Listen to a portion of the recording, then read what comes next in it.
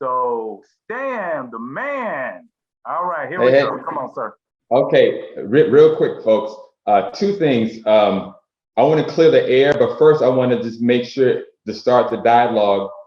I think we need to have some clarity as men and women on what we consider hanging out versus dating with a romantic intention. Okay, so that's part of what I'm leading up to now. Since I've been in the group, I've dated, or not, I'm sorry, I've hung out with two separate women, one from the group, one outside of the group. And the first one that I hung out with from the group, she had a romantic intention. I did not. I just saw her as a friend because with me being new in the area, I'm an extrovert. I love to talk. I love to hang out. I'm a people person. So if I'm hanging out with you, we're just hanging out. I'm getting to know you. You're getting to know me because at the end of the day, I'm not thinking about getting booed up with you until I say, well, you know what? Do I even like this person as a friend? So when I'm hanging out, that is not me wanting to date you. And I just want to make sure that we're all on the same page with that. And that leads me into this second part. The second young lady outside of the group that we hung out with, what she was offering was not on my menu. I did not want what she was offering. So, but again, both of those scenarios ended on a amicable, friendly note. I still talk to both individuals, but the crazy part is, as I'm networking and meeting other women from multiple groups, even at Jay's birthday party the other Sunday, whenever I'm talking to a new young lady, this other person's name keeps popping into the conversation. So, ladies, I just wanted to let it be known that if you hear Stan the man's name, don't just take everything for as the Bible until you hear both sides. Because if I'm interested in you on a romantic level, I'm gonna make it clear as it's gonna be clear. It's not gonna be any ambiguity or anything like that. So I just want to clear the air because I'm trying to get to know everyone that I might be, is a possibility because again, men are visual. So if I step to you, of course, I'm attracted to you, but that doesn't negate the fact that I still want to get to know you as a friend because if we don't connect on an intellectual level or emotional level or spiritual level, I'm not trying to get booed up with you. Does that make sense? And gave a public service announcement on y'all. Well put. Very clear, Stan. So you good, Stan? I'm gonna move on over to Lisa. Hey guys. Okay, so great presentation, Jay. I just wanted to point out or just talk about a few points. So I've been in a situation where I dated an alpha male, a beta male, a guy that made more than me, and men that made less than me. And I realized at this stage in my life that there is no set formula. It just doesn't exist. And although the presentation gave some really good points, I realized at the end of the day, God is going to give us direction whether to move forward with this person or not. And I ask myself these three questions whenever I date a guy.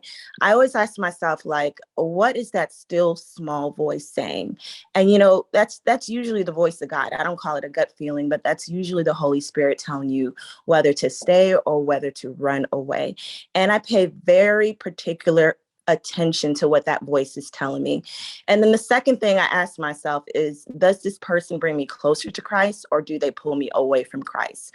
Usually after a few dates or a few weeks, you'll be able to answer that based on their conversation and activities that they want to do with you. And the third question I ask myself, what does the word say about this relationship and the activities that we're doing? So at the end of the day, it gives you a general guidance to have these formulas and these labels like alpha male, alpha woman, beta female. But at the end of the day, God can make any two people come together and to serve his glory and to serve their purpose on this earth. So I just want to say that at the end of the day, just bring it to God. This is really good information, but at the end of the day, it's not a formula. He decides at the end of the day what he wants. That is true. I don't have a problem with that. I think it's hard to find perfect formulas for anything. I think that's one of the things that we're going through. But I do think that we need to remember, like you said, that it is God ultimately. But I just want to make sure that we're also looking at it from multiple perspectives as well. Come on, sir. How you doing? Yeah, I'm cool. Are you talking to Chidi? Okay. Yeah, go ahead. Yeah. Yeah, okay. Okay, I can go. Yeah, Mr. J, you really spoke very well. I mean, coming to the show for the first time, and I can see what I've been missing for a very long time. I must tell the truth. You actually you spoke for a lot of us. You spoke our mind. I want to say something. Actually, I don't have experience when it comes to dating a relationship because I've never dated before. I have a principle for a very long time. I told my mom it's not about going into a relationship. I want to date when I'm ready to get married. No, because if I started dating at a young age or wherever, maybe I would have dated 5 different ladies. So what I'm just trying to say is I notice in these modern days, a lot of people is after status, and which is very wrong. I always tell people what is most important thing is compatibility. We are compatible to someone. You don't need to date for years to know who is compatible to you. When somebody is compatible to you, it's not just is your friend, is your family, is your mother, is your father. We are imperfect, and the major reason why we are coming together is because my right hand is weak. I need someone with the right hand that is strong to complement me to make me perfect. So we shouldn't be bringing in issue of status, financial support, or work. I understand what is going on. A lot of people have actually, go down low to pick someone who is not equal to their own status and make the person greater at the end of the day receive, a negative result from it. I understand, but we shouldn't stop because someone treated us bad. We should always look at the future. When you get the right person and you move together with the person and you're compatible with the person, you have the best family in the world. So that's just what I want to say. And I just want to thank everyone and thank you, Mr. J. I wish to keep being here today and next time I want to be here. Thank you, guys. Well, thank you, sir. Thank you. I appreciate that. I have to work on saying your name though, so next time I can. Yeah, my name is Chidi. You can just write Chidi, yeah, Chidi. Chidi, okay. Chidi, yeah. Chidi. All right, cool. Thank you, sir. I appreciate that. Adaze. Come on. Yep. Can you hear me? Yes, ma'am. Yeah, actually, Chidi, that's my brother's name, actually. So, often I just. Okay. I wanted to add to what Lisa said. Just a short story I have, about God leading us to, who we're supposed to be with. It really is God that puts people together. I mean, you can vet and analyze and explore and ask questions all you want, but you never really get to the depths of a person more than God can. And sometimes it's really something really simple if you're listening. And I just have a story about this. It happened in a strange way, but it was someone I met on an app. It was just a meeting. It didn't go beyond that, but he was a Christian. And we just exchanged a few hellos and, how are you doing? Where are you living? Things like that.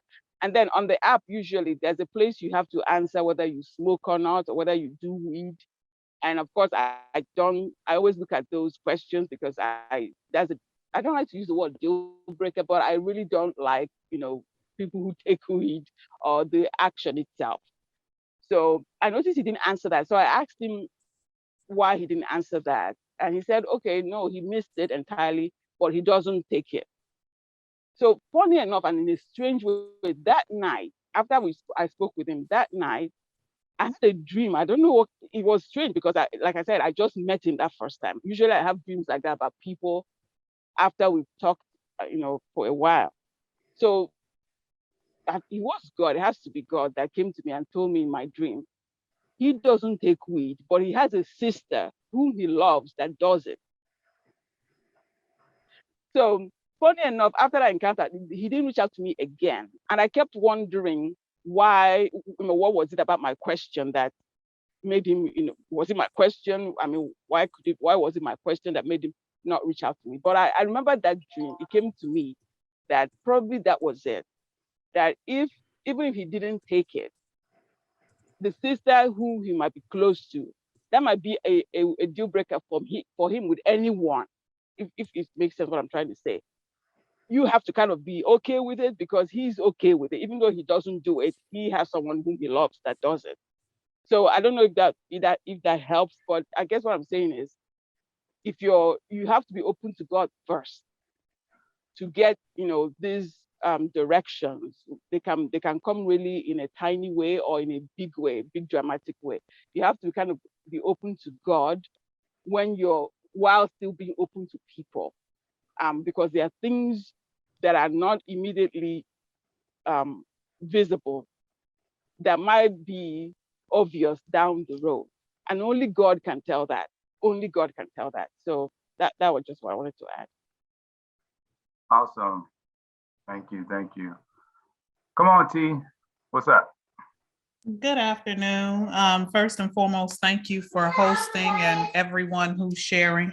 I appreciate the presentations and the feedback because it provides balance. Going back to what Lisa said, it sounds like Lisa's questions that she's able to ask herself comes from a place of healing. But we also have to keep in mind that we have people in different stages of their life where some people are still broken and trying to figure it out. And the presentations give us a way to keep self-reflecting. So I was able to get the notes from the presentation and what Lisa said, and will be able to apply it even to my everyday life, whether it's a romantic relationship or other relationships. But thank you all. Oh, thank you. We appreciate that. Definitely appreciate that. Miss Natasha. I too want to thank you for this presentation. It's been really helpful. You made some really good points, which brought to mind like a question. And is this a time for questions? Yes, ma'am. Okay, perfect. Tying back into the slide where you spoke of knowing who you are, right? Whether you're an alpha or a beta. I wanted to kind of see what your guys' opinions on a relationship where two alphas are together. And I guess my question is, can that work, right? In my previous relationship, I guess I've dated a lot of beta men, and that has caused. So I consider myself. Let me start off by saying I consider myself an alpha woman, right? I work in a position of leadership. I'm always kind of a fast mover. I guess I'm one of those people who like to march to the beat of their own drum and kind of set the pace. And so I've dated a lot of beta men who, some parts of their character, I guess, or their qualities as beta men, I kind of just, I guess, rubs me the wrong way, And I realized that I am also looking for, an alpha male, a man who is a leader. And to me, I think it's easier for me to respect a man who leads. But, I guess my thought is, well, you can't, maybe it's not healthy to have, two people leading, right? Am I wrong in my thinking where, I think if there can only be one alpha in a relationship, do I have the wrong thinking there, or can there be two alphas in a relationship? And if so, how does that work? I kind of want to get some ideas and some feedback and see what anyone else thought about that. Get directly to that. And I think you kind of stirred up some people because like 3 people put up their hand as soon as you said that. So I think this is going to be a nice, fun little topic to talk about over the next little while. Now we got somebody else. Miss Erin just popped up her hand. Can two alphas get along in a relationship? Yes, they can. That's the easy answer to that. How will the relationship work? Well, it'll work differently depending upon the two alphas involved. If the alphas kind of stay out of each other's way, it tends to work a little bit better than if they get in each other's way. What does that mean? Say, for instance, you decide to marry an alpha and, or, in a relationship, and then you say, he says, hey, Natasha, I just want you to do all of the money. So we're going to take the money, we're going to put it in this bucket, and then you pay all the bills. You're now the alpha over all the bills. Then he might say, hey, you can be the alpha over buying the furniture, over this, over that. And so you start to piece together who's leading what part of the relationship. The reason why a lot of alphas have problems is because, just kind of like you said, they fight over leadership. One says, I want to do this, and then the other one says, I don't want to do this, I want to do this. And when you're dealing with alpha and beta, betas generally just follow. That's just what they do. So when the alpha says, hey, let's go out to eat, a lot of the betas will be like, okay, cool, or whatever. And then now you basically take the alpha takes the beta out, or they do whatever. The problem with the alpha beta relationship is that the alpha always has to be very concerned about what the beta wants. This is what you can learn from Jesus, okay? Because Jesus was the ultimate alpha. So what he's doing, if you really study the scriptures, I thought about actually going over it today, but I guess I'll bring it up now since we're talking about it. There is a particular scripture, I forgot if it's in Matthew or in Mark, where Jesus finds out that John the Baptist has been beheaded. And he basically goes to a place by himself to pray. And this happens early in the morning. Right after that, all these people come. It's on the same exact day, and they come and they want to hear Jesus speak. And so he speaks to them. And then you find out that they don't have any food. And that's when you get him breaking the fish and the bread. And he basically takes care of them. And this is all the same day. Then he tells the disciples, okay, well, I know y'all are tired. So I guess what, y'all go ahead and get in that boat and y'all go head over, and then I'll come to you later. And that's at that night when he walks on the water, and Peter actually, tries to walk on the water with him, or walks on the water for a while and then falls in. If you go back and you read that, you'll find all that's the same day.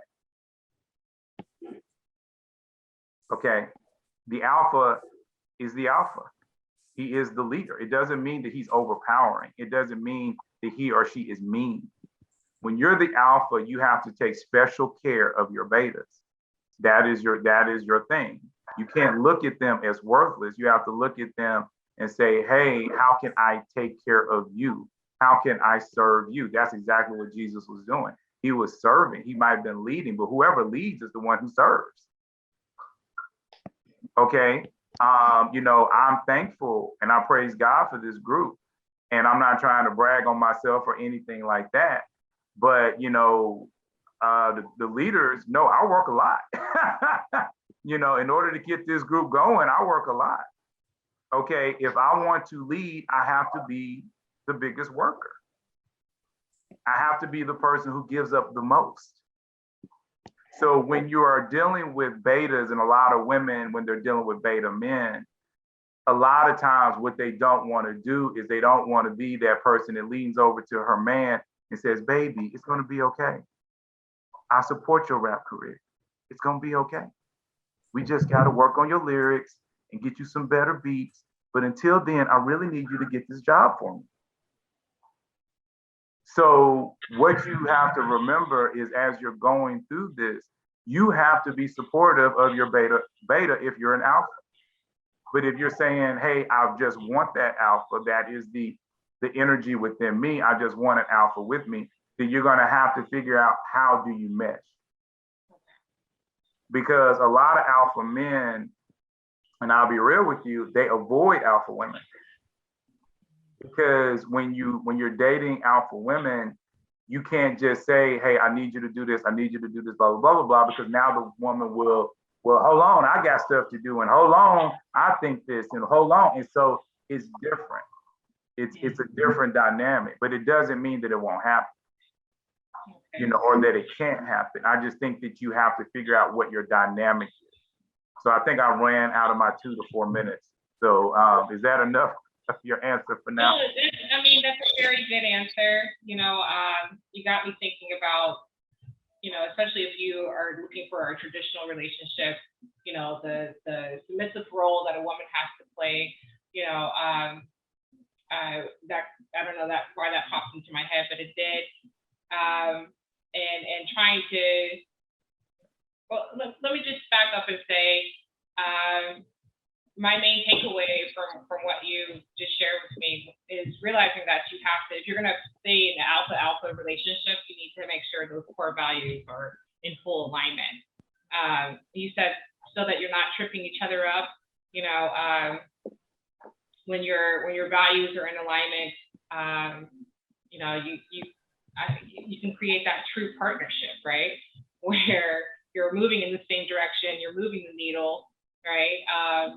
And you're collaborating, right? And working together. So I think that gives me better clarity on what to aim for. If that makes sense. No, that's cool. And I will say this because Davita put something up real quick, and I know I'm skipping over some people, but I just want to respond to what she put in the chat, because she was saying that, you know, alpha men are very attracted to alpha women. And I will say that is, in a lot of ways, that's very true. One of the things that alpha women do very well is that they understand beauty, they understand the power of beauty. So yes, I do think alpha men are very attracted to them, but it's about us sustaining the relationship. And I do think that alpha men and alpha women can be together. I'm not saying that they can't. So I've been trying not to raise my hand, but I'm gonna end up raising it. No, it's fine. But I just think that when you're talking about, because as we're going through this, you know, we got to remember this, guys, too. It's because that's kind of why I talked about the temperature. Okay, part of this, you know, we're leaning on God's word, and we're saying, okay, in a perfect world, when we're all loving Jesus, okay, then X, Y, Z is going to happen. Okay, but let's be real, and we talk about this in this group a lot. Okay, I still have to come out and ask people just to pray to God. Okay, the Holy Spirit has told me to literally talk to this group about that. Okay, so I'm talking to the same group where I have to encourage them to pray. I have to encourage them to read the Bible. And then the next minute, you know, people in the group are saying, hey, well, you know, Jesus said this, and if you line yourself up, if you're not praying, you're not even in alignment. You ain't even close to alignment. So my goal is not to save your soul. I've told people that a million times. The goal of CSC is not to save your soul. The goal of CSC is to fill the gap where we try to get you married. So we're always going to look at things from almost every angle, unless it's something that we consider just to be 100% sinful or 100% worldly. So come on, Chantel. Hi, good morning. Can you hear me? Yes, ma'am. Or afternoon, rather. All right, so great session overall. I love the questions that were posed, and especially the graph of the cycle. So there are things I've been asking myself as of late. So I have a question primarily, and I would like to take from men who are followers of Christ, as I've gotten some insight, but not from men who are Christian. So our beliefs are a little different. So I've dated a man in the past who said he didn't abide by timelines towards marriage, and that he believed in dating intentionally, but his stance was the same as what you mentioned in the beginning, that he only wants to enter into marriage once he's fully able to provide for a wife and a child. So I understand that. But my thing is, he didn't know if that's in 1 year, 2 years, 3 years, 4 years, 5 years, like he didn't know. So I'm like, is this normal for men to not have any insight into this? Because I look at it kind of, I'm sorry, go ahead. No, I was gonna say, I look at it kind of like, you know what you wanna do for your personal, professional goals, like you have a timeline kind of, and of course you don't have a strict timeline for marriage, but I'm just like, shouldn't a time frame be kept in mind I'm agreeing with you. I'm 100% in agreement with you. I think timeframes are extremely, important. I'm just going to be real. We've talked about this before. This is slightly off the topic of what we're talking to today, so I don't want to go too deep into it. But I will tell you this: you don't want to be put in a position where, in this group, we call that a placeholder position. Remember, everybody has different definitions. These are just the definitions of CSC. So placeholder is basically when a guy is dating you and he really doesn't want to marry you. There are plenty of people who want to date and hang out. A lot of women end up in placeholder positions because, let's be real, like I said, we're always going to be real here. People want to have sex. They want to be comfortable. They want to make sure you ain't doing what they don't want you to do. And so they're just basically hanging out with you, kicking it with you, but the whole time they're looking for other women. Because really what he's saying by putting you in a placeholder position, he is saying that I don't want to marry you. I'm not interested. You don't have the set that I want. It doesn't mean there's anything wrong with you. It just means that you might be a Porsche SUV, but he just wants a Porsche. So even though the Porsche SUV costs more and it's worth more and is awesome, okay, it has more horsepower, he just wants a two-seater, So it doesn't mean that you don't have value. It just means that he's willing to drive the Porsche SUV for a while until he finds a Porsche on sale. So this is what happens a lot of times when women are in situations where the man is acting like, I don't know when I want to marry you. I don't know when I want to marry you. Oh, this might be 3 years. It might be 5 years. It might be 10 years. Because trust me, boo, and this is the one thing I do agree with Steve Harvey on. If he dates you for 90 days, 90 to 120 days, he pretty much knows just in that time whether or not he wants to date you up, if he wants to marry you. At that point, if he's waiting outside of that time, he's really trying to see, okay, I really like Chantel. I like everything. She's cute. She's sexy, blah, blah, blah, blah. But I want to make sure she ain't crazy. So let me add a year on this or 9 months or whatever he's put in his head to make sure that you ain't crazy. Okay. But if a woman is over, I generally say over 35 for this group, and you're dating a guy and it has gone on over a year, if it doesn't even feel like he might get down on one knee within the next year, I would say it's time to cut. Now, there's other people that will say different things. That's just my personal opinion because your time is valuable. Okay. And when you're over 35, dude, if you ain't got it together by then, you probably ain't gonna get it. So does that answer your question, Chantel? So other people might want to respond to that later, but we're gonna keep going for now. What's going on? The other Jay, what's up? What's up, man? How y'all doing? Good, man. Welcome to the Zoom. I feel like Natasha kind of answered her own question when she was asking, can you have two alphas in a relationship? Because she stated that she was in a relationship and it didn't work out. And you stated that it can work out, but I think you're talking about alpha in a different sense. So biblically, if we're all Christian here and we're following Christ, Christ is the head, man is next, and then woman after that. So whether you alpha, whether you beta, whether you were a duck, whether you were chicken, whether you were goat, it doesn't matter. If we follow that order, everything will work itself out. So whether you want to call it something else, that's what it is. Christ is the head. If I'm following Christ, you should have no problem following me. That's how I feel. Amen, amen, brother, amen. Like I said, I don't have no issues with it, but we live in a fallen world, so we got to deal with every problem. But I don't have no problem with it. I mean, because I do think that if the man is following Christ how he's supposed to, and he is walking in the fullness of what he needs to be walking in, then again, I think that it will work out very well.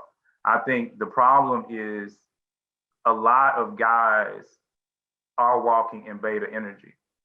And when they walk in beta energy, they're not in alignment. They're not.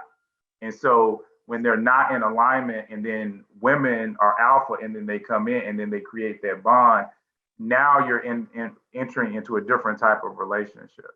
And so my concern, you know, it's like I try to tell people, and I want to make sure I make this part clear. If you look again and you look back at the New Testament, there's actually a scripture. I need to find that scripture.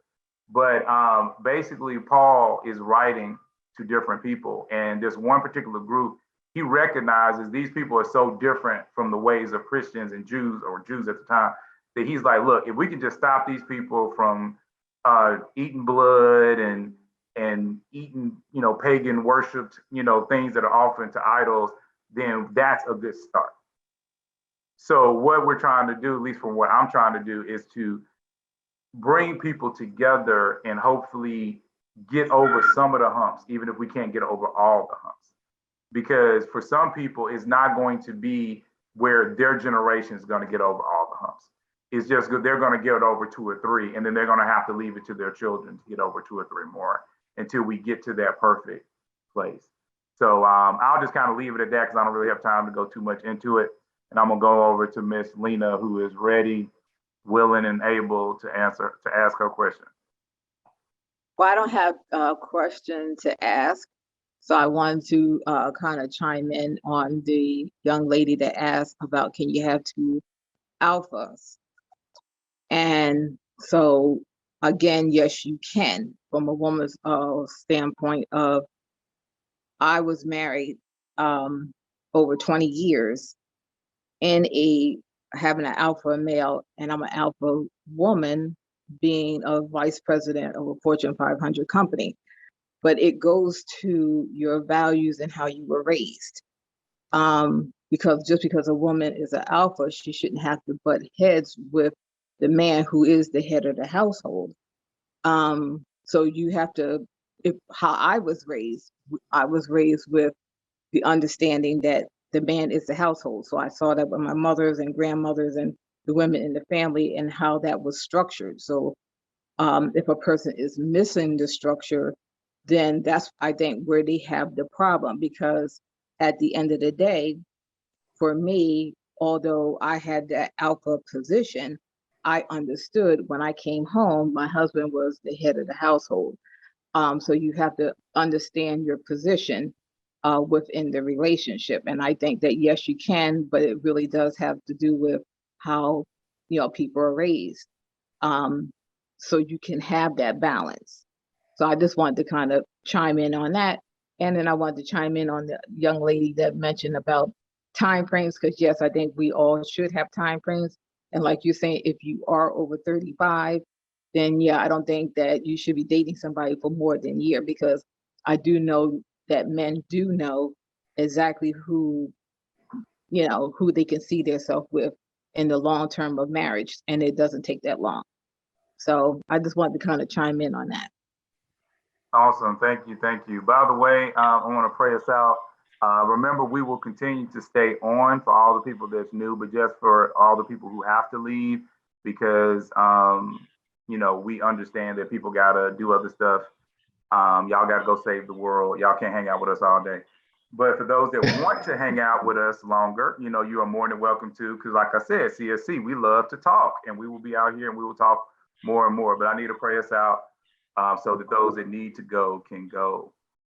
Lord God, we just thank you and we praise you, Lord. I just ask that you would touch each and every last person of CSC, those on the call and those that are not, even those that have already left. And we just ask, Lord God, that you would just put just an anointing around each and every last one of them, that the Holy Spirit will talk to them, that, you know, people's questions and answers and comments and the message, Lord God, will reach deep, deep down inside of them, Lord God, and help to move them in the direction that you want them to move, because it's not about me, it's not about CSC, it's about you ultimately.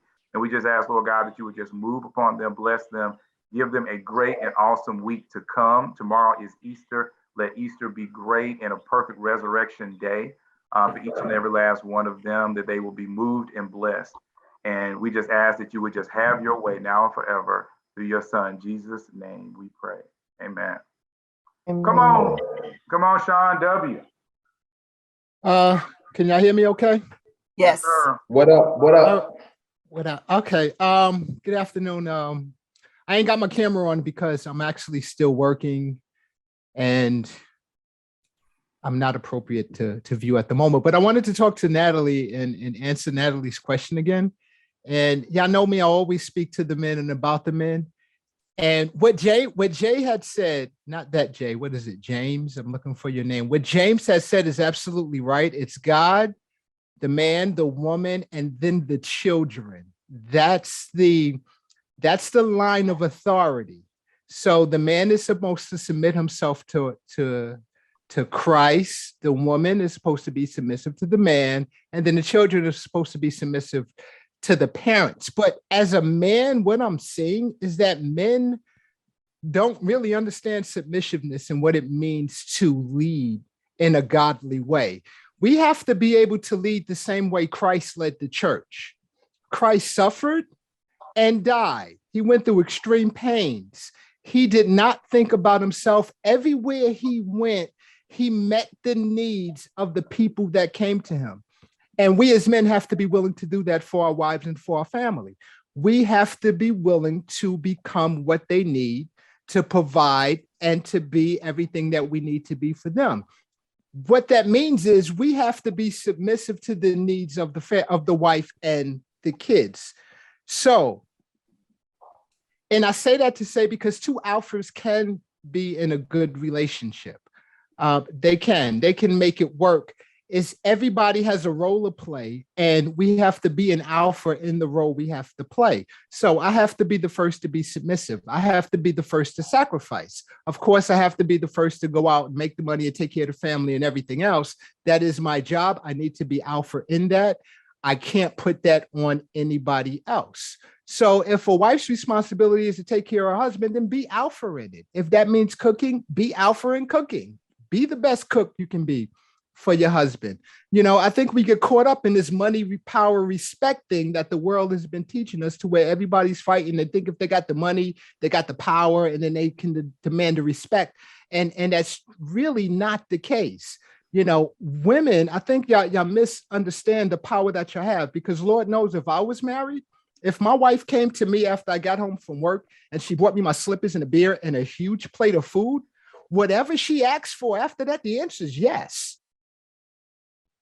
So, you know, women, we have power that we're not using. And guys, I'm sure if you brought your women flowers, took out for a great night on the town, tell her how much you love her and how much you appreciate all the hard work that she's doing, whatever you ask for, the answer would be yes. You know, we're forgetting how to love. We're forgetting how to serve. We're forgetting how to make sacrifices. You know, and that works not only relationships between in romantic relationships, but in all of our relationships. They say the best soldiers will make the best commanders. If you can't be submissive to your boss, then you're not going to be a good manager. You know, Joseph is the organizer of Christian Singles Connect. All of the co-organizers, we're next in line. And then underneath that, we have event organizers. Joseph had made a decision that none of us agreed with, and we backed him on that decision. And, you know, I got to do a lot of work as a result of it, but I don't really care. You know, Joseph is the head. We trust him. We love him. We are going to follow his lead. You know, so you got to look at who you're following, and that's a whole nother topic as well. But the bottom line is we have to learn how to be submissive, but we got to be alpha in the things that are in our lane. You know, I need to submit myself to Christ, period. That's it. That's all. But Christ told me I have to deny myself and take up my cross. Christ told me that I have to love and respect the woman. You know, the things that Christ told me I have to be alpha in, I have to be the best in, I have to be a leader in. Sometimes I have to get help and guidance in, but I'm going to be, you know, I'm going to be the best in that. But like I said, for the men, you guys need to learn how to lead in being servants. You really do. We need to learn how to be in servants. We need to learn how to lead with sacrifice. You know, you want to, don't just tell somebody you love them. Sacrifice something that's dear to you for that other person so you can meet that other person's needs. That's what it's all about. And I think Joseph kind of shared about that in his presentation earlier. But that's all I have. I'll get back to work and start listening. And that's it. That was awesome, Sean. Thank you. Thank you. Awesome as always. Yeah, but they don't listen to me, Sean. That's how it is. You know, I put up the presentation and then they come back. They say, well, no, I got to change this. Well, you said this one thing that hurt my feelings. Thank you, Sean. That's how it works. But Y'all are you're welcome. right. I love it. I love it. Come on, Miss Erin. How you doing? Hey everybody, so it's my first time joining the CSC, so very glad to be here. Nice to meet everybody as well. Just kind of wanted to speak a little bit to the alpha beta relationships and whether or not the questions that were posed earlier, just wanted to add my thoughts to that, if that was all right. So I think we get a little stuck on being one particular thing, whether we call ourselves alpha or beta or whatever, but I think those things can be fluid, especially as females. Like if we can be alpha in our careers, but I think we can very much bring a beta energy or be servants and submissive into our relationships, which is I think what we're called to do, especially to a servant leader, which is what I define an alpha as.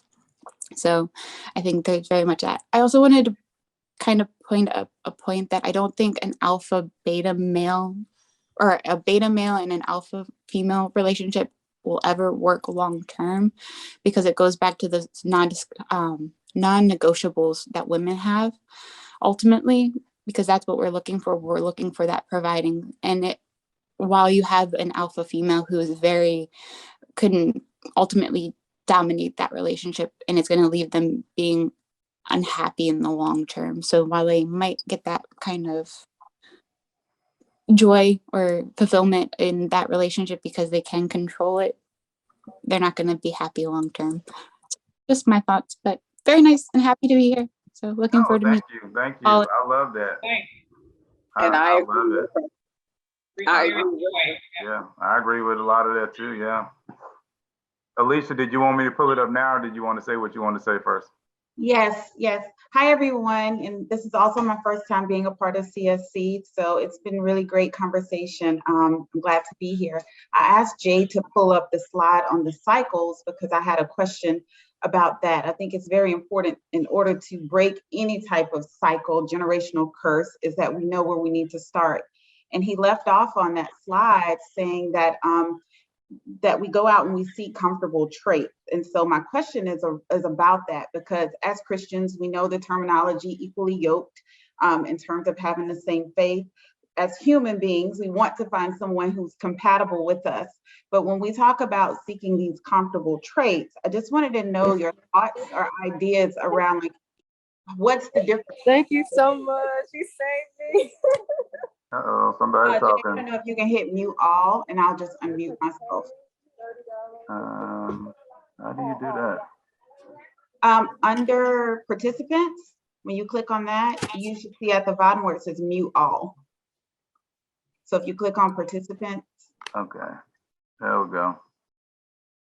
All right, now I muted myself. So my question again was to you or anybody on the call, outside of being equally yoked, because we know that's faith, outside of compatibility traits, our core values, those things that, really mean something to us, what would fall under comfortable traits? Because I think it's really important in order to find your person, knowing what it is. And I know it's more than, hey, I don't like going to a sports bar, so let me get out of that zone. But I know we look for certain traits in people, and know we're talking about alpha, beta.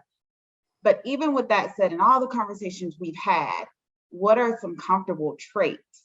Okay, I'll give you an example. A lot of times what happens with people is that they get caught up in honestly what their vibe was from their high school. The high school energy is probably the most controversial energy, I believe, that people have. Because, for instance, if a man stepped to you in high school and how he talks to you, how he walks up to you, how he dates you, that gives you a certain vibe, that gives you a certain comfortability. You're used to that. And if you don't get that, you become, it can be weird to you. So I'll give you an example of how this happens. We actually had a lady in the group. There was a day when we were really deep into personality traits, personality tests. And as a note, we are looking to another personality test that we might be able to use to help us identify certain things. But the one that we used in the past, we can no longer use. But what happened was this particular lady, she had been coming to CSC at that time, maybe about 6 months. And she had decided to date a guy that was totally different than all the men that she had dated before. And she was trying to break her cycle. That's exactly what she was trying to do. And the particular guys that she was used to generally were more lean back, relaxed type guys, where they might be like, hey, how you doing? And, what's up, girl, blah, blah, blah. And when they date, they're more out here. It's more of this right here. And what ended up happening was she ended up dating a guy that was more like this. And he would grab her hands and he would hold her hands and he would rub her hands and he would stroke her hands while they talked. And it bothered her. And, she brought that to the group. And during that time, we all knew what all the personality traits were. So the people that had that personality trait, they very quickly started to say, hey, there's nothing wrong with him. That's how we talk. If we can't touch you, if we can't physically touch you, then it's wrong for us. We have to be connected. So that's what I'm talking about. Every single personality, every single person has a different vibe about them, has a different way in which they talk. When we look at the television, especially media, we assume that all men act the same, but they don't. Not all men are going to come to you with smooth lines. A lot of the guys, and I'm using myself as an example, forget everybody else, because I use myself as an example all the time. So I met my ex-wife in college in English class. And we dated, then we got married, and we were married for 18 years. So when I got out here in the dating world, okay, I'll be honest, I didn't know how to talk to women. Okay, so I am nervous now. So when I'm going up to women, I'm like, hey, Alicia, yeah, I like your hair. So what do you think? Maybe we could go out, sometime. And because I'm nervous, the women don't want to talk to me because they see it as weakness. But it's not weakness, because I was married for 18 years. I was in a relationship for 23 years. I know how to take care of a woman. I'm very alpha and strong in everything I do, but I don't have practice when it comes to initially approaching women. So in that place, I'm weak. And women, not all, but many of the women I ran into, that was enough for them not to talk to me. Because I'm not following the patterns that they're used to. I'm not following the comfortable traits that work for them. And even if I do get past all of that, just like the lady saying, because the man was holding her hands and rubbing her hands while he's talking to her, now she's thrown off. Now she's like, oh my gosh, this feels so uncomfortable. This feels so wrong. But there's nothing wrong. He's just different. If you want to break the cycle, sometimes you're going to have to date guys that are different than any other guy you've ever dated. It's always funny, and I'll give you this last example, and I'm going to go to Minister Sean for time. My sister, love her to life, evidently, because she's my sister. Her husband, she said 1 million times, I would have never dated, she says, I would have never dated him if somebody didn't set us up. She was like, he was not my type. She was not what I went after. He was much older than me, than what I thought at the time that I needed to date. They dated for 4 months. He proposed. They got married. They've been married over 20 years. Still married to this day with 3 children. It was the very one that she thought this guy doesn't match with me. This is the guy that I don't see how this is working. That was the very guy that she ended up being with. Because a lot of times our picker is wrong. And we stay in that cycle.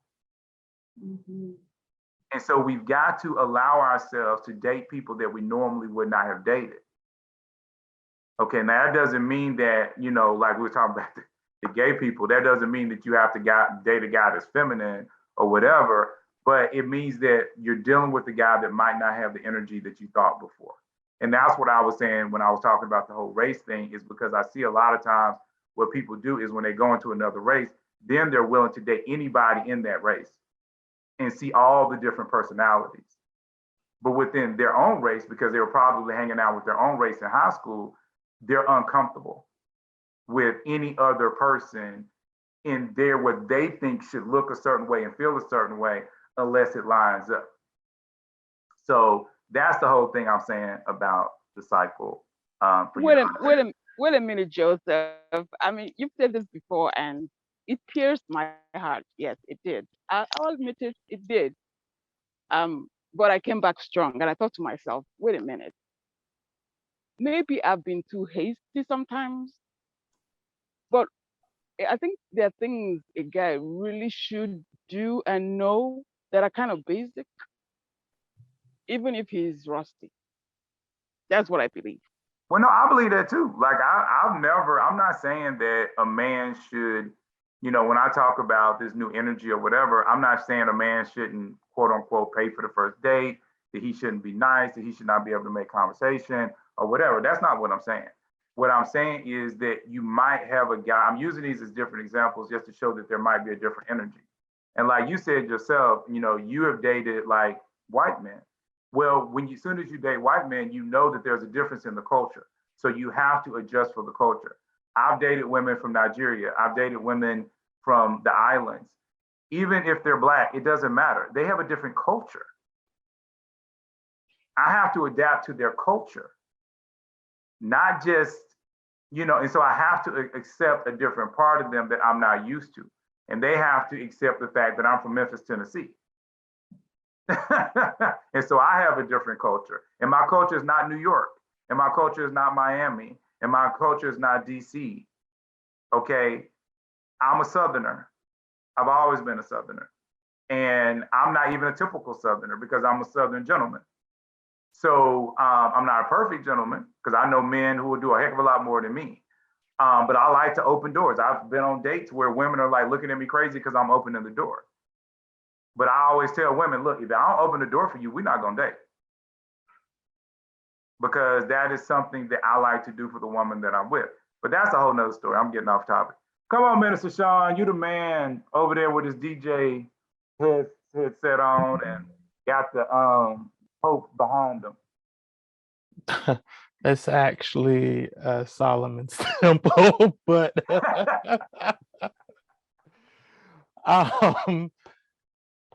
wow. So we've talked a lot today about the alpha beta thing, and most of what I would have said on it has been said, so I won't re-say all of that.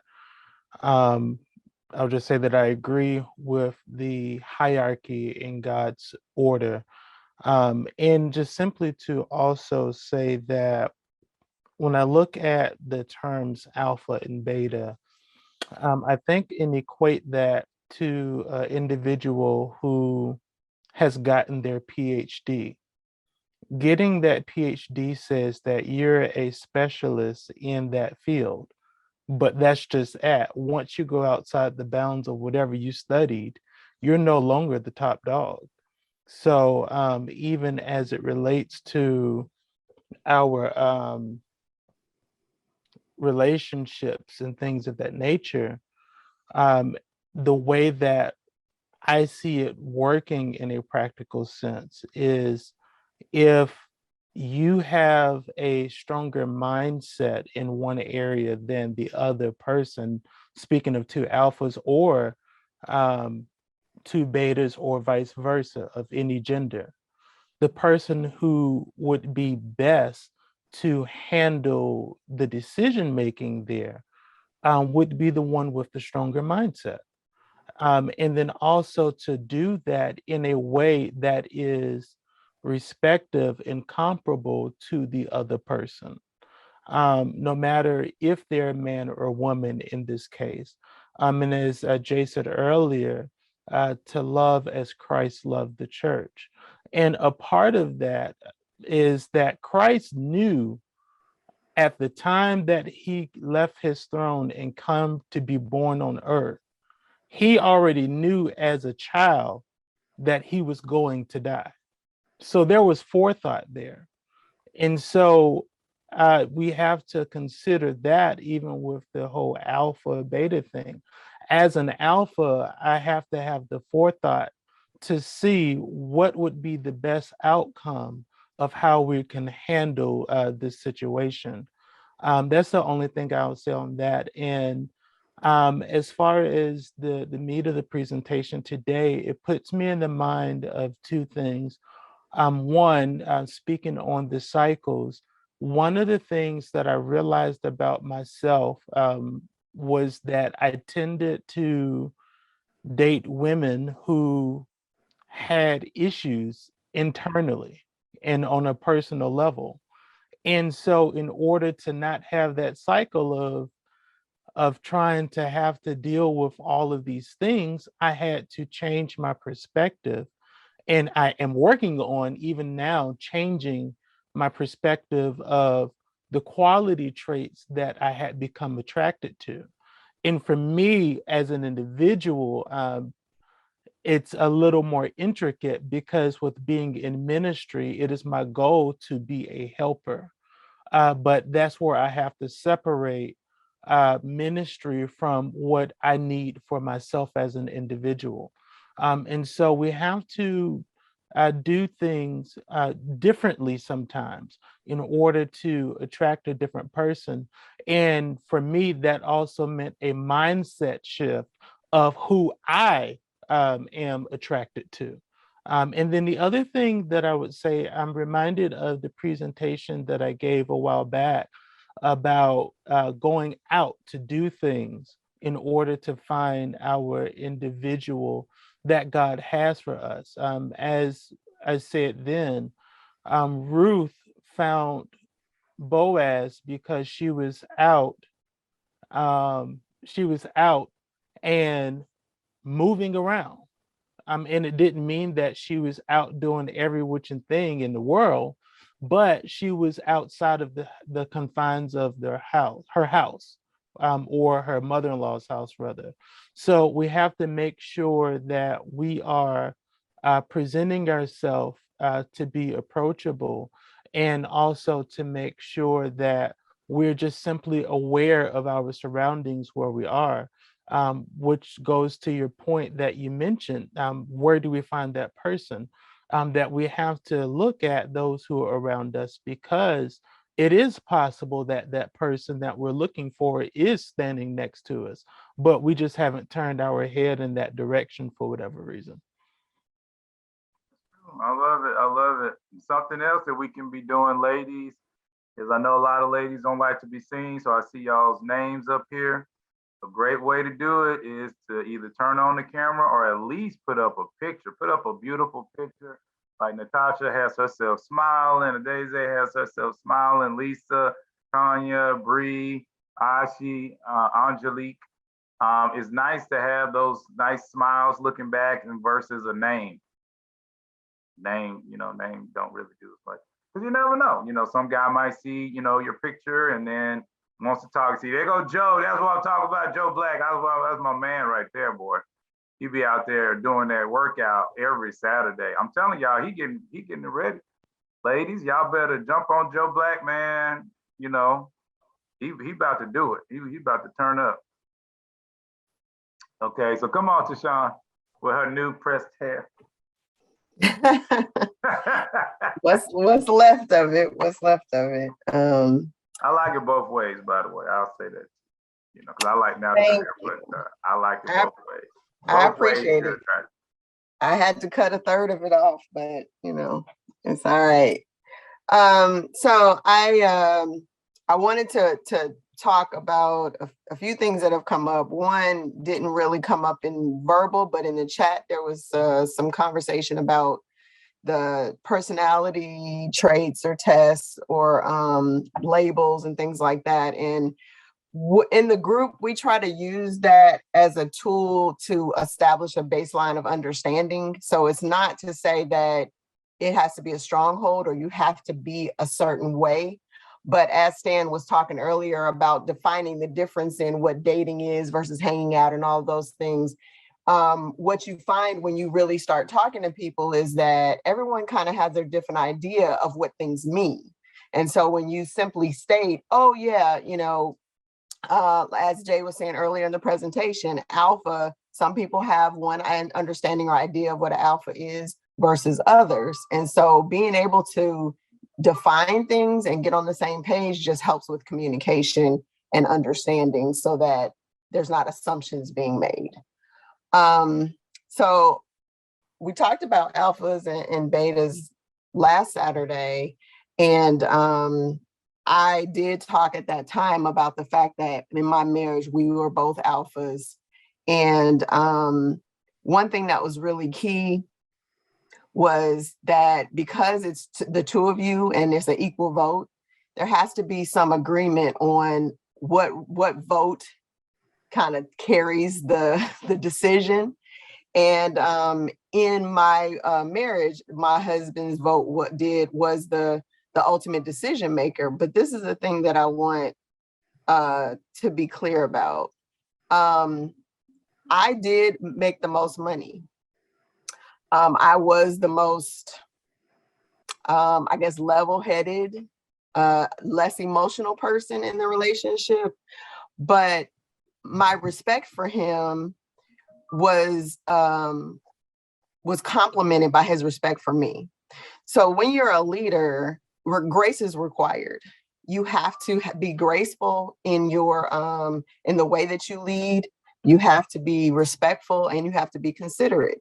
And so that means listening to your followers. So although my husband would make the final decision on things that were basically, you know, family decisions, it was with thoughtful consideration of our conversation and what information I brought to the table. And he respected the fact that I had something to offer, that I had an invested interest in our success.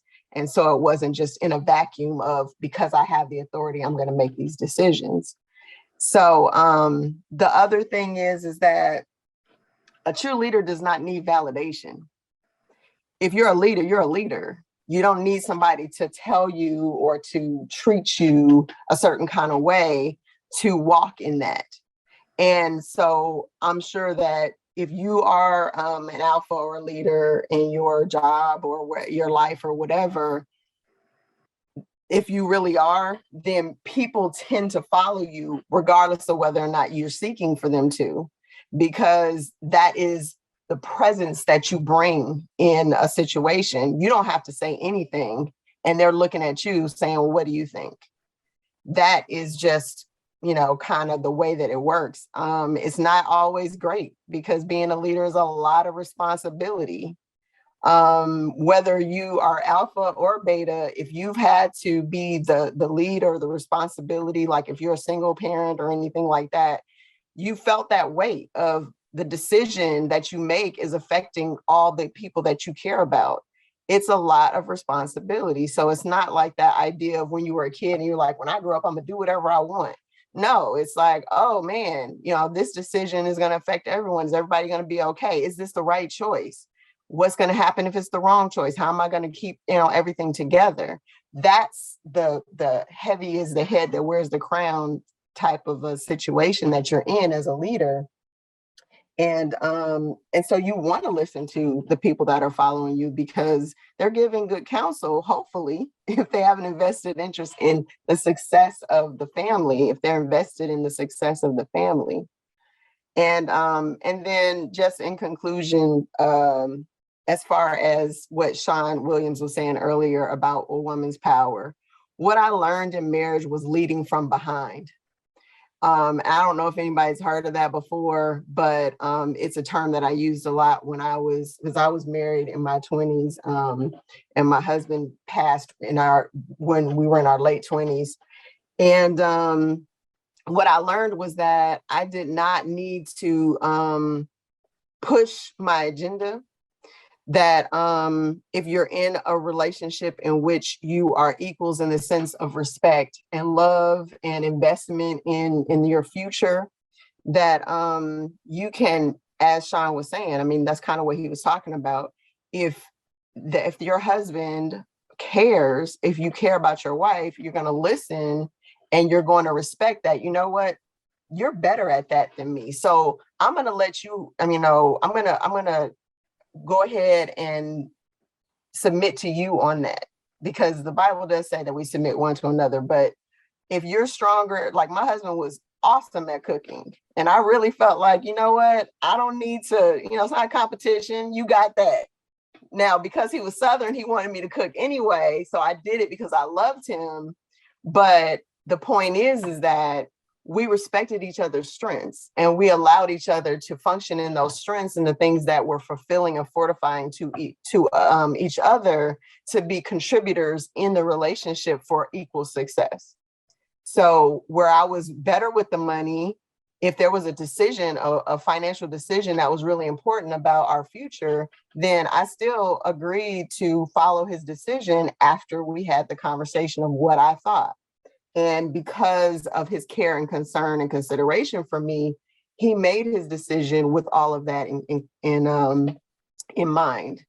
So we're talking about doing a session on submission and all of these different things. So you guys have ideas, let us know. But I'm gonna give the floor back, or unless Jay wants to say something, Trisha, you can go ahead. Yeah, I don't want to say anything. I'm waiting on Davita lining herself up to go off.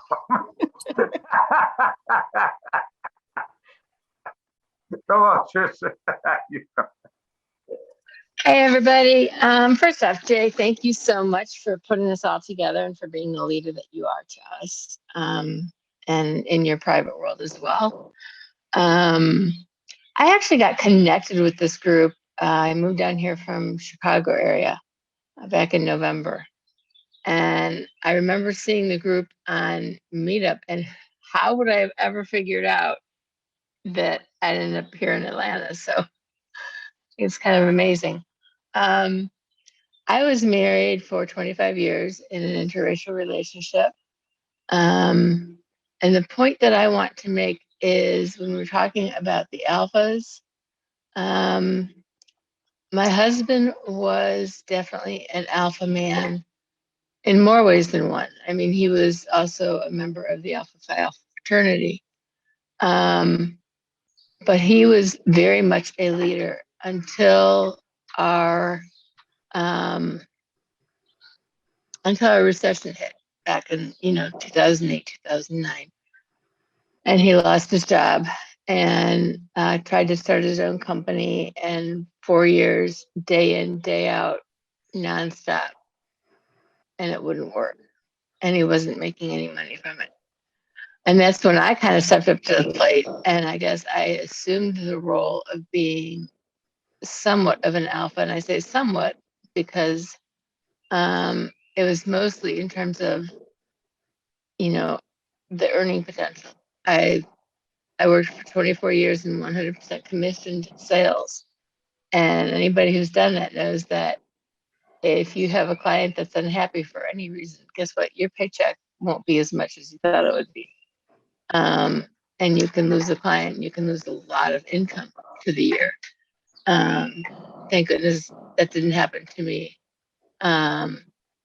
really at all. But you had situations where clients were like, this imprint is 1/16 of an inch off. I'm like, really? Do you think any of your clients are going to mess with that? So, but I just wanted to speak to the fact of kind of being put into that position of the other words I can say, I was being forced to be the alpha, because he never truly worked after that time. So he died in 2018. So for almost 10 years, he never really truly worked. And it was all on me. So, you know, it's something that you live and you learn from. And I certainly have a lot of respect for a man who is a man of God, who is also an alpha man.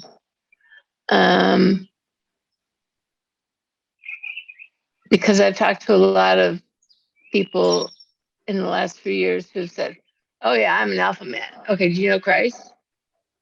Well, yeah, but no. If you know Christ first, don't even talk to me about being alpha, okay? Seriously. You're wasting my time, you know? So that's pretty much what I wanted to say, other than to say thank you to everybody who's in the group today and the call today. It's been fun. Awesome. Thank you. Thank you. Natalie, she ready. I think she- Almost. I'm trying to get off mute. But a lot of people done said kind of what I wanted to say. But I kind of wanted to really talk about, especially, I believe it was Aaron who kind of said, you know, one person doesn't need to be all alpha or all beta. You could have a good mixture between whatever. And I feel like that's really important to know, kind of like what Tashawn said about, you know, being the alpha with finances or being the alpha with planning things for the future. Like, I think you just kind of just have to see where your role is and kind of fit into it. And then hopefully you find a partner where you mesh where you're weak, that person is stronger, and vice versa. And I kind of wanted to give an example, for instance, like alpha doesn't know everything. So let's be clear with that. Like, you might be strong in handling, you know, finances, but you may not be strong on, like what Tashawn said, cooking, right? So that's where you would hope that you would find someone who can lift you up in that area, or maybe even help or whatever. For example, like I remember dating someone and kind of speaking to the notion of not everyone knows everything, but he was an alpha.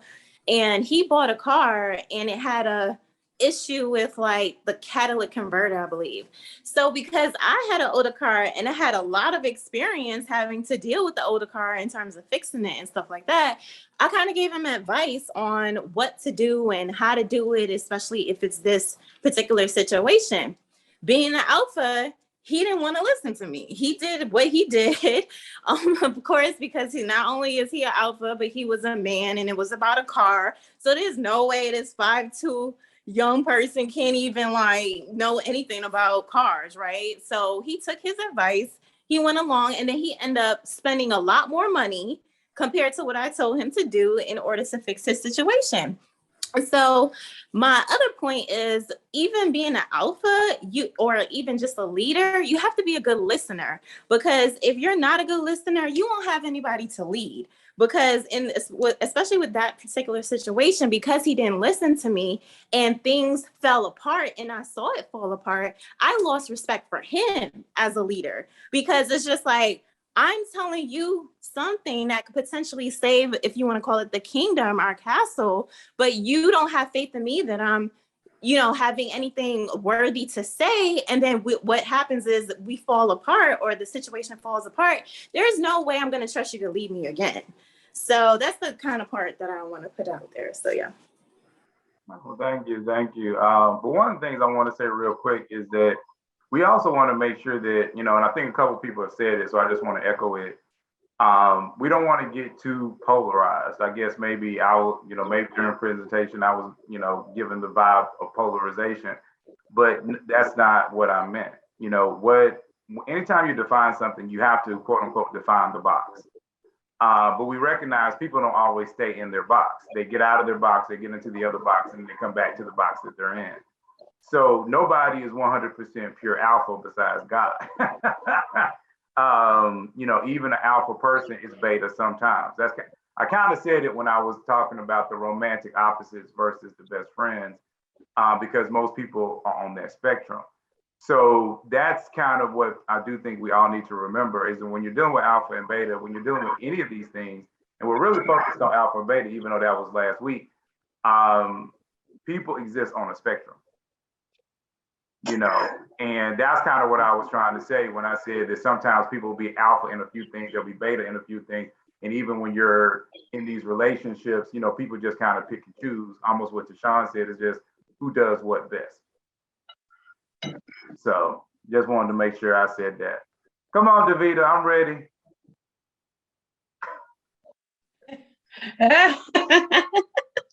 Oh gosh, hold on. Can y'all hear me? Yes, ma'am, we can hear you. My connection has been bad and my phone, this is acting a little wonky. But hey everybody, I'm so glad we're having this conversation today. I missed the last one on alpha beta. I did not want to, but this one should have been alpha beta 2, part 2. Yeah, everybody was really getting to that instead of all the other stuff, but hey, you know, that's what happens sometimes. Yep, sometimes, and maybe that's something that we also needed to talk about again, just to clarify, because everybody in the group is at different stages in their walk. And after listening to different people, sometimes people consider that being an alpha being the breadwinner or making more money. And I don't believe that that's always true. Alpha beta doesn't have much to do with the money that you bring in, who's the breadwinner, or really any spiritual type of role. I don't feel it's a personality thing, because there are men who are betas. They just might be a little laid back, but they take very good care of their wives and their households. You know, it's not about hold on, y'all. I'm sorry. It's really not that. It has more to do with a personality and not your spiritual standing with God. Because, you know, someone left the group, but they were saying, you know, there can't be 2 bulls in a pen. And my question, which I placed in the chat, well, can there be 2 sheep in a pen? You know, there can be 2 sheep in a pen, but we are neither. We're human beings. We're different. We're supposed to operate as Christ-like ones. And so just to kind of put it in perspective, yes, you might be with a relationship with a woman who's an alpha, but she's a beta when it comes to Christ. You know, there might be a man, like Jay was saying, who's alpha, but if you look at it in perspective holistically, he's beta when it comes to Christ. When we talk about culture, we're over Nigerian culture or island West Indian culture or Dominican culture. Our culture is kingdom culture. We are Christ-like ones. So everything else comes secondary, you know, as far as if we are aligning ourselves with who Christ said that we should be. He says to submit to one another. So a smart woman, a woman who is living wisely, knows I do have an opinion, but the way that God wrote this word, he says that the head of the household is the man. So she's going to know, don't be argumentative, because what my husband says is the final say. And that man who's going by what the word of God says, he's going to say, I know I have the final say, but out of my love for my wife, I'm going to listen to her too, because she was placed in my life to give me wisdom. And so, you know, sometimes people get so absolute that they lose sight of what the message that Christ was even bringing. And it's very frustrating for me as a woman to hear men who don't really know, and women too, who are immature in their walk, that don't even understand the message that, you know, Christ was bringing, and then what God destined for us. That's why there's so much dissension between people in our relationships. I want to give shout out definitely to Sean W., Jay, of course, because you facilitate and you lead in these meetings. And it's so funny because you all, Jay is definitely an alpha, but he's a quiet alpha. Like, you don't know, he sneaks up on you. And that's very attractive. And also Minister Sean too. You know, we got a lot of them in here that, you know, people sleeping on, but they're definitely alpha men, but they so, look at it. They just so, women like myself, which I wouldn't call myself an alpha, but I've heard of it. We respect and we love alpha men like that because we are dying for men to be godly and taking the reins. We don't want to be in charge. We don't want to have to call the shots all the time. We want someone to say, babe, you got it. Whatever you want to do today. I don't want to make that decision. You know, I want somebody that, I have 2 boys. I want someone in my life that my sons, I could say model after him. But there's not a lot of men out here, you know, they're few and far between. And so we actually, my job as an alpha woman, I take my leadership and say, you align yourself with men who can lead your boys. Someone you can submit yourself to, because that's another thing. And it's a lot of women on the call. We don't have any problem whatsoever submitting to a man who is operating in the power, in the spirit that God gave him. Like, we love it. So when you see immature men saying, you know, you can't have 2 alphas, that's not just not simply true, and it doesn't line up with what God has said, because as you may have saw in the chat, you know, we are not to be domineering over one another. We are supposed to have dominion over the world. We conquer the world together. It's not lauding a position over your wife or over your husband. And I think that's it. I think I said everything that was on my piece of paper today. So. Hi, good afternoon. May I share? I don't know if there was anybody else in the queue to speak. Nope. Okay, so this is my first time in a Zoom conversation with you all. So I first of all want to say thank you for, you know, what went forth, not just the presentation, but also the very lively discussion afterward. I just wanted to make 2 comments. I think that having the conversation about alpha and beta is, even though this is not what today was about, it kind of morphed into that, or at least that's what, you know, comments were made toward. Understanding that it's part of a larger conversation that we're hearing in society right now. And a lot of what we're hearing for many of us rubs us the wrong way. And I would go so far as to say that on some level, those terms have been weaponized in the world. And I think that one of the things that I appreciate that you did, even though I don't know if you recognize that you did, and it's something that we all need to do when it comes to situations like that, and that's to kind of reclaim, reframe, and then recover certain vocabulary words that have been taken, misused, and weaponized.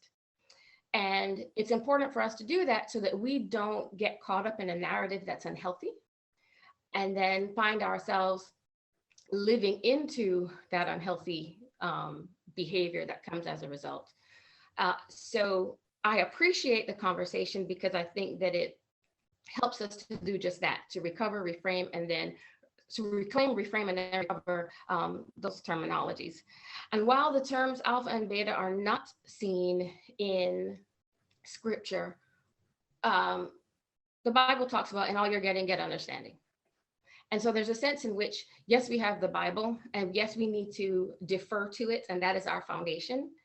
There is also, it is also important for us to understand the times. It's important for us to understand science, to understand mythology, to understand all of these other things, because we then can synthesize that information and from a place of faith, be able to speak to it intelligently, be able to speak to it in a way that we can stand 10 toes down. I believe what I believe. This is why I believe it, with understanding of other areas of life and society and things like that. I think it helps us to be able to craft and engage in more compelling arguments. And of course, I don't mean argument in terms of fight. I mean like what a lawyer would do in a court. And so I think it's important for us to be willing to engage other content so that we can have a breadth of understanding. And then we can do, even as scripture also says, come now, let us reason together. And then the last comment that I have is with regard to the term submission, because, you know, that came up as well. And many moons ago, I was reading a study.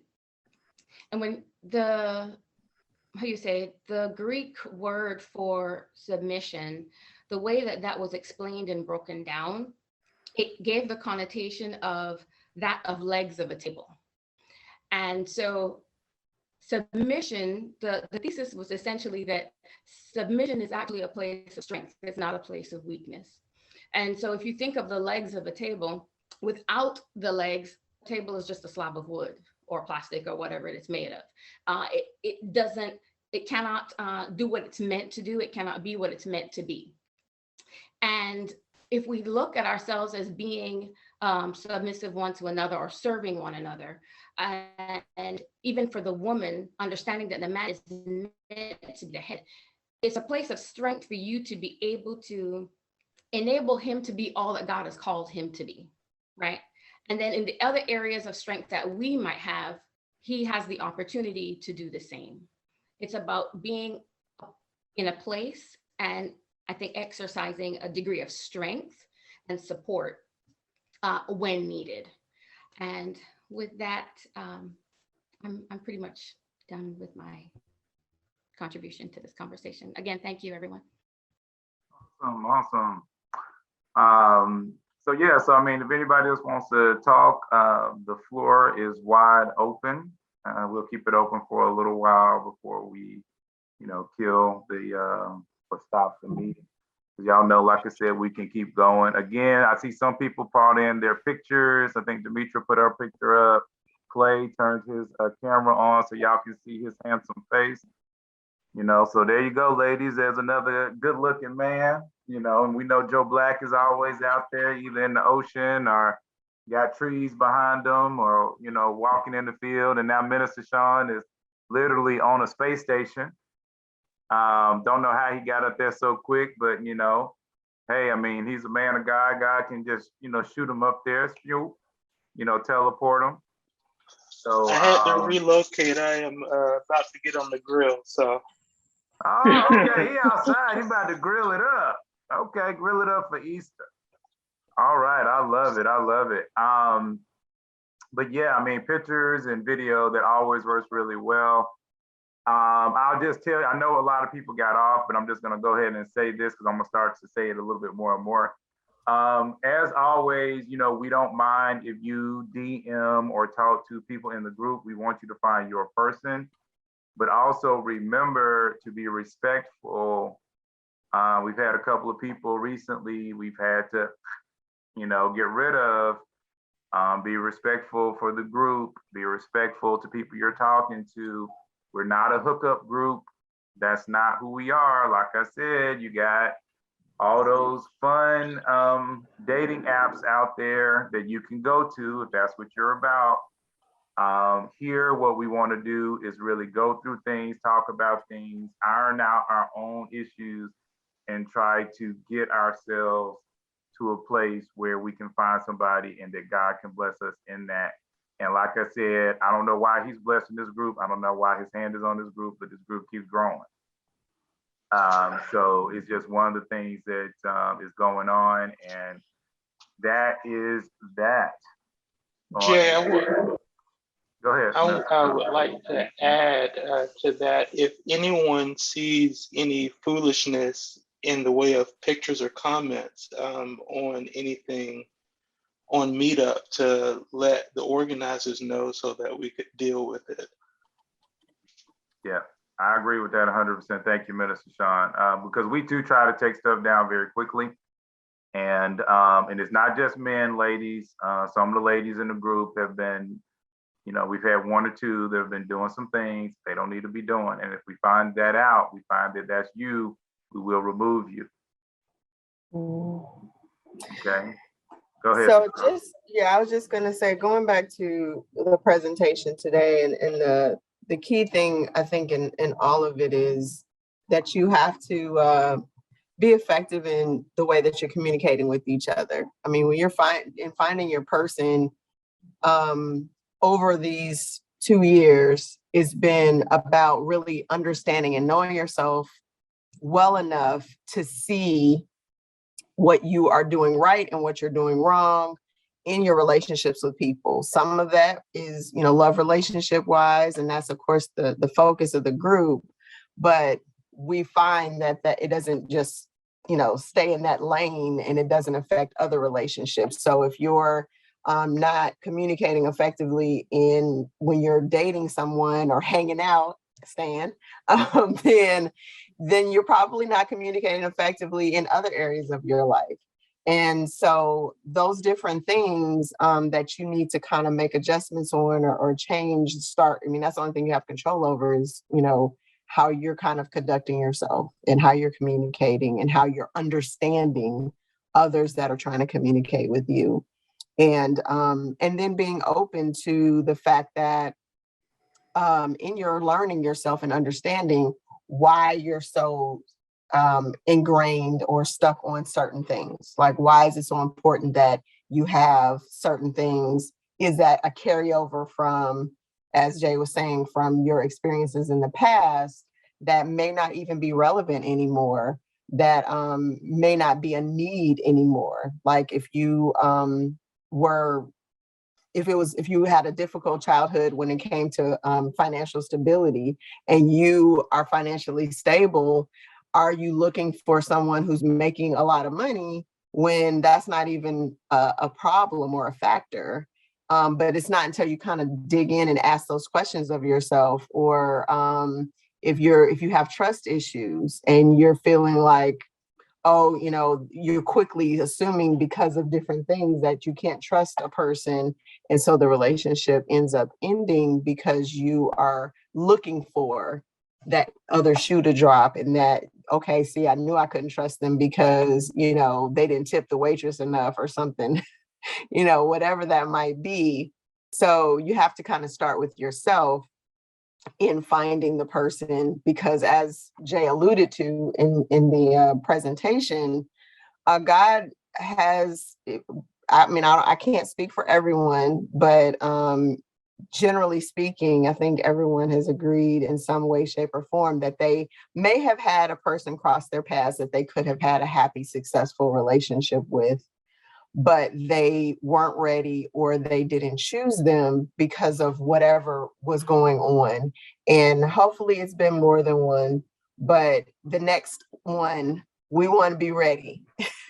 We want to be Boy Scouts, okay? Like, be prepared so that when that person does come, whether you find them or God brings them to you or they find you, whatever the vernacular is, that you are in the right mindset to have a relationship that if it doesn't end up in marriage, at least you learn and grow and be even more prepared and for the next opportunity, that you will at some point be able to say, okay, I got it now. I've learned all my lessons. I did my homework. I'm gonna pass this test this time.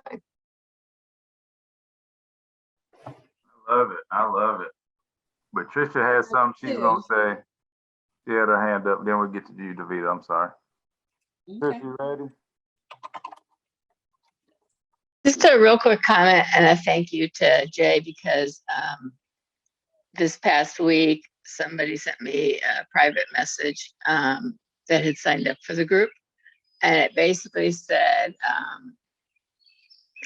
not hi sexy, hi beautiful, hi sweetie, hi sweetie. I mean, I don't know about anybody else, but I was actually offended at first. I'm like, number one, I have no idea who you are. I don't know your name. I don't know where you're from. I know nothing about you. And so I sent a message to Jay, and he's taken care of. He's out of here. So I just wanted to say thank you to that. That's all. Okay, no problem.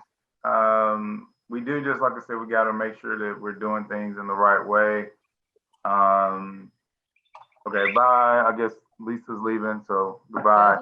Bye, Joe. And I think some other people have left. Joe Black left. So yeah, I mean, I just want to make sure that, you know, we're kind of going in the right direction. Davita, I know one day she's going to have CSC Baltimore. Don't know when that's happening. You know, we got CSC New York. Let me tell you something. I won't say I don't think it's hopeless, but you know, I'm not from here. And so the Baltimore culture, I live here right now. I'm not going to stay here. You know, I do, contrary to what you may believe, I do go out, Jay. I didn't say you don't go out. I was talking about us. I'm being selfish. I'm talking about CSC, you know, as we take over the world. So yes. We got our first location. We're talking about doing a location out in Alabama. I know Shane's being quiet, but we're gonna get into the islands. Shane gonna hook us up in the islands. Very well. She said very well. No, I was gonna say, oh, I got a lot of stuff I want to tell y'all, but I go out and I wanted to say, I meet men. It's about like every day we meet. It's mostly women in this group, and we could probably all say we do meet men, but not necessarily ones that we want to be married to. You know, and not for superficial things, but just like our basic standard, you know, I know who I am and I know what I bring to the table, and I know the type of man that I would like to be married to, someone who's kind and, you know, have all the fruits of the spirit, you know, but fallible like me too, you know, but it's not like they're just hanging out anywhere. The thing is, going out, you're being exposed to more men, I guess. You know, that's really what the takeaway is. Just go out so your odds of meeting that man are increased. But let me tell you, so I have, like I said, I have a son. One is an adult and one is a minor. So a lot of what I do when I do go out is pertaining to a child. My son is 8. I will go to the park, or I'll go to the indoor playground or the trampoline or whatever. And I went yesterday and I went last week, and there are married men there and there are partnered men there with their children. I have yet to see any single fathers there, but I'm gonna keep trying. The other thing that I was going to say is this. Tashawn was talking about how we need to be able to communicate who we are and our wants and our desires, to communicate those things effectively towards the opposite sex, so that we are given, because that's all we can do, is give an accurate representation of who we are and what we are looking for, in hope that that person is also doing the same thing. And then put on top of that prayer and supplication, you know, and that's how these relationships, these God-given matches happen, you know, to imperfect people, but for the perfect God. I want to give y'all, always try to give y'all a personal story. So 2 years ago, I met a guy at the trampoline park. He is a nice looking guy, and there was a bench. There were kids playing, my son was playing, and I just happened to sit on the bench next to him. This was me positioning myself, Jay, okay, Minister Sean. you know, because not everybody's going to come and speak to you. So I saw him sitting on the bench. So I sat on the other side of the bench, and I struck up a conversation with him, and he was happy about it. He was like, yeah, I saw you, whatever. That's your son. Your son's playing with my son. You know, he knew it was my son because my son looked just like me. So I was like, okay, he wanted me to come over here. So anyway, so not only was he there, his mother was there. And so I met the mother too. And then she started talking me up. So I was like, okay, this is good. He's a Christian. His father is a minister. I was like, So we had a phone conversation after that for like 2 weeks. And he was trying to come over. Now, he didn't come over, but exactly. See, look at Jay laughing off. But anyway, what he told me was that in the conversation, he didn't tell me the day that we met at the trampoline park, but in the conversation, I found out that he was separated. And the day right before the trampoline park, he had did the divorce papers or something like that. So he's already off the table for me, because I've seen it so many times. And men have always say, oh, I'm in the middle of a divorce. No, you're not divorced. So I'm not even looking at you anymore in that light. Every now and again, so this was 2 years ago, every now and again, he will hit me up just to see how I'm doing, AKA test the waters, see if he come by. All right, now here goes where the part where the story gets crazy. I haven't talked to this man in a year. 2 weeks ago, he hit me up. Y'all probably don't keep up with Baltimore news, but a police officer was ambushed here in December. And she was killed. She was shot up in a car. Okay. Well, he called me to tell me that was his ex-wife. Oh, wow. Yes. So I knew her name was Kiana, but I didn't know what his last name is Baker. This woman's name is Kiana Holly. Y'all can look it up if you want. It was all over the news up here.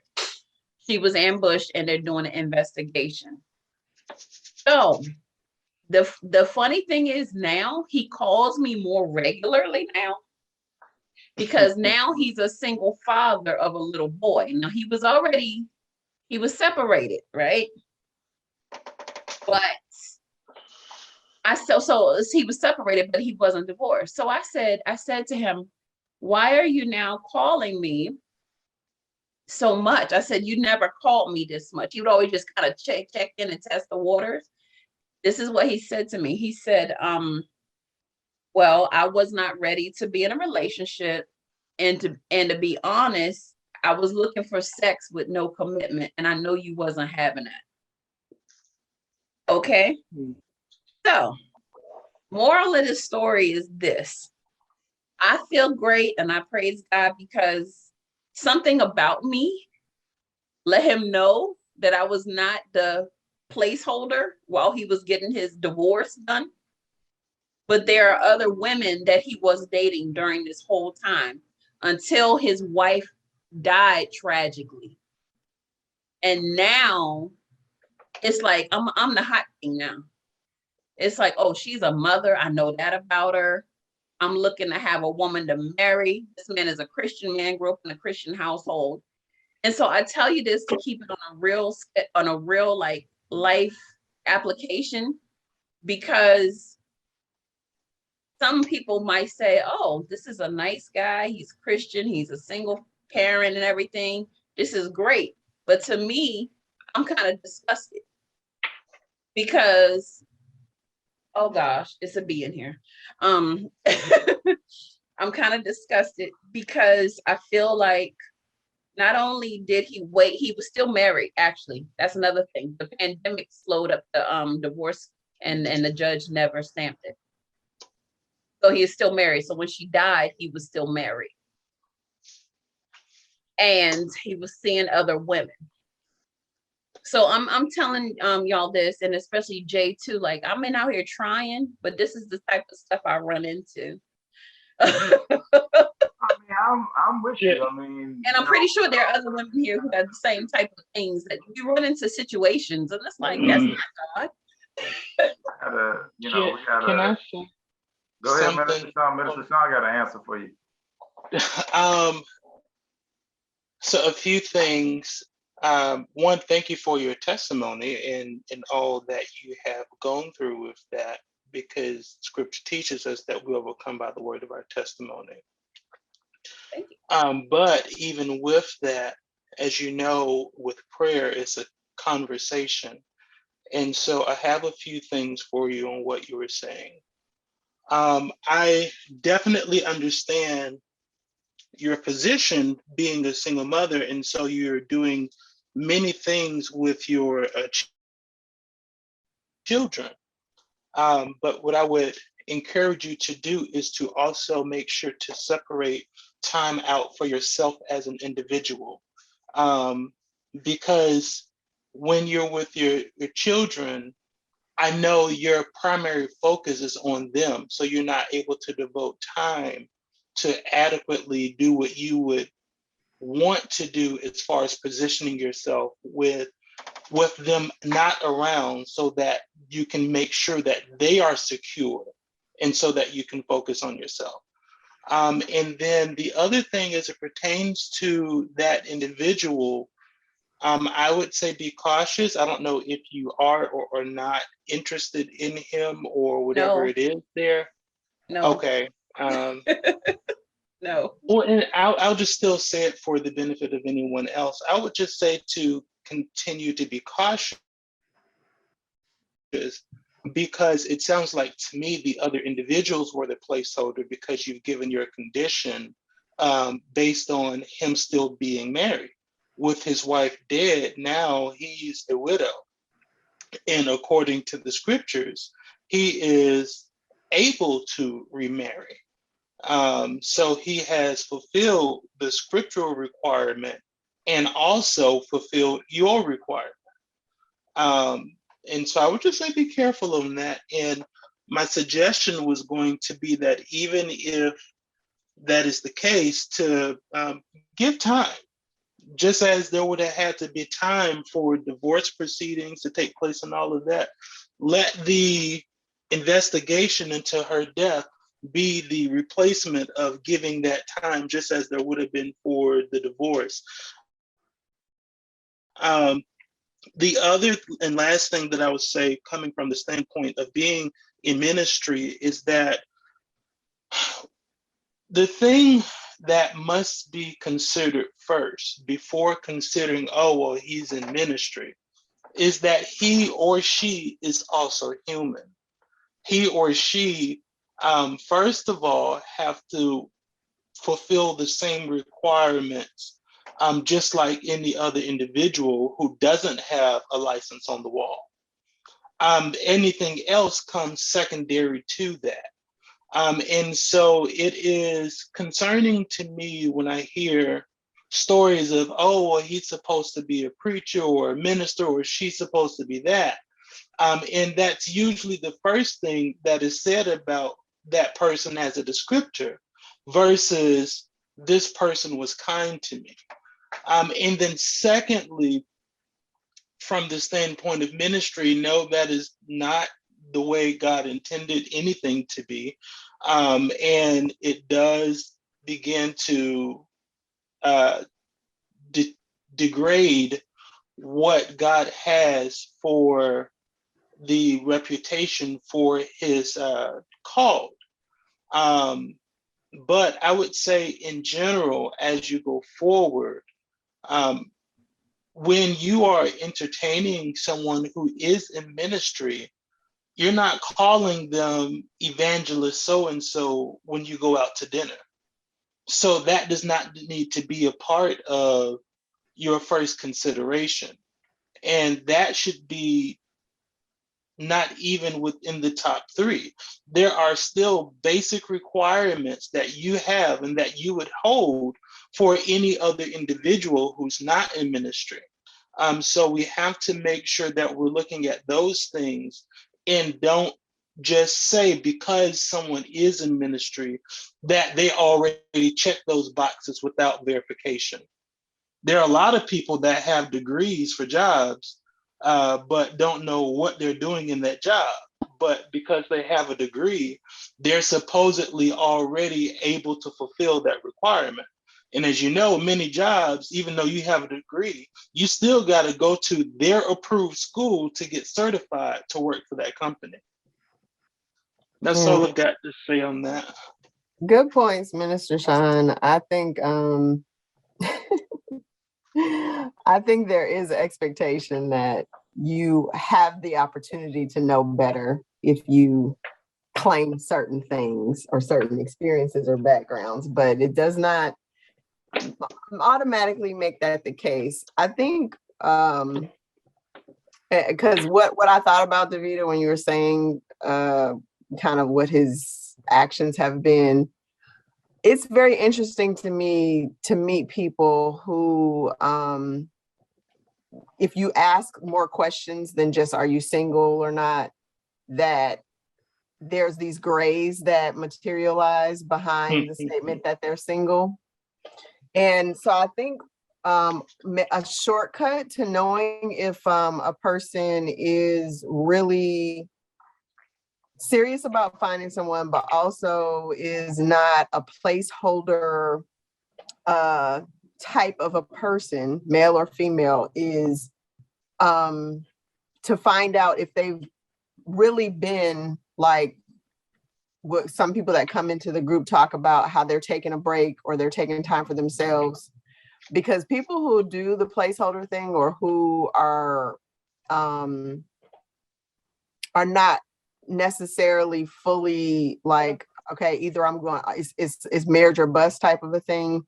They are always seeing someone or someone's, because it's really not about them playing games or things like that. They just have a problem being by themselves. And if they don't like themselves well enough to enjoy their own company, then you may have a problem enjoying their company as well. But I don't enjoy my own company, Deshaun. I'm sad and I'm a mean person. Well, then I see why you try to get out all the time, because you spend a lot of time by yourself, you and them cartoon characters. You know, Hey, Minister Sean, you had to laugh that hard. He was like, let me say this. Let me say that the point of me sharing that story and that testimony was, number one, I'm not interested in a gentleman. And I shared it because I wanted to give a practical example of some of the things that we may run into. Just because someone is in ministry or was grown up as a preacher's kid, or that doesn't mean anything. Right. That means nothing, you know. But not only like sometimes women, we get caught up in, oh, he is raised in a certain family, or oh, his mother did approve of me. Like I met his mother the day of. And so I'm more so saying that when I looked at it, and as I got in these 2 years of me talking to this gentleman, because I was a slow walker person. That's part of the thing. I don't rush into anything. I do. That's why I'm 44, almost 45, I'm not married, because it takes me a long time to watch someone in different environments. And so when I was in my 20s, that worked in my favor. Now that I'm older, not so much. But it just was a matter of, I didn't like the way things were done, because sometimes women may also feel like, oh, well, now he's widowed and he knew not to come to me, you know, for a sexual relationship. And like, I'm okay with that. Like, you used other women. I'm not okay with that.